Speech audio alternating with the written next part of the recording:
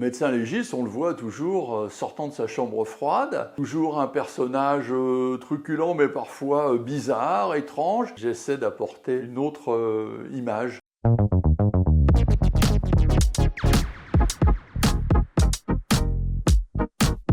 C'est une vision de notre société, une vision de la brutalité de notre société. Le médecin légiste s'occupe des situations de crime, situations de décès suspect, il est là post-mortem.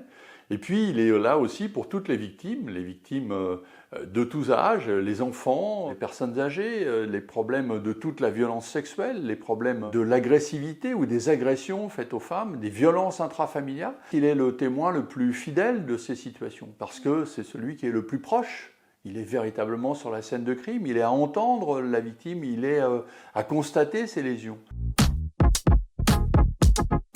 Le médecin légiste, on le voit toujours sortant de sa chambre froide, toujours devant sa table d'autopsie, toujours un personnage truculent mais parfois bizarre, étrange. J'essaie d'apporter une autre image, qui est celle d'une profession qui, comme les professions médicales d'ailleurs, se féminise beaucoup. À l'heure actuelle, le médecin légiste, c'est souvent une médecin légiste. Et donc c'est un petit peu une idée de parler du métier tel qu'il est aujourd'hui, de parler des nouvelles techniques, de l'imagerie 3D maintenant. L'autopsie devient de moins en moins utile, nécessaire.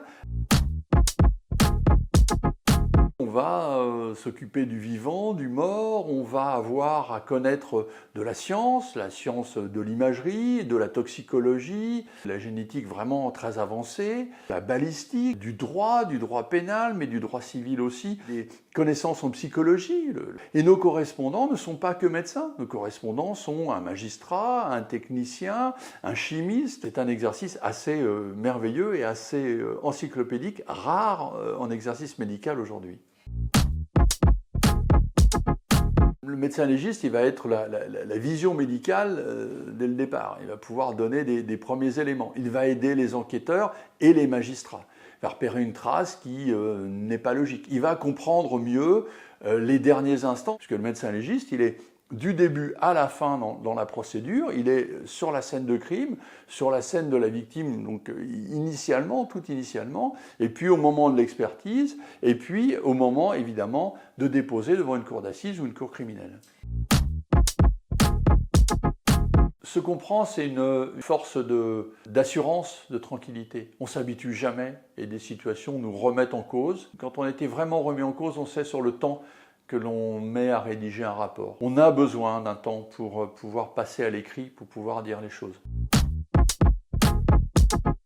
Voir la vie différemment, c'est obligatoire et on peut la voir évidemment sous un angle où on s'aperçoit que la vie en dehors, elle peut être très belle et on va exalter et être heureux que la vie soit belle ailleurs et qu'elle ait de jolies composantes. Parce que l'homme peut faire le pire, mais aussi il peut faire le meilleur. La réponse est non. Ma compagne vous le dirait, je suis un abominable spectateur pour ce genre de choses. Je veux dire, non, c'est pas là, on n'intervient pas à ce moment-là, que se passe-t-il, etc.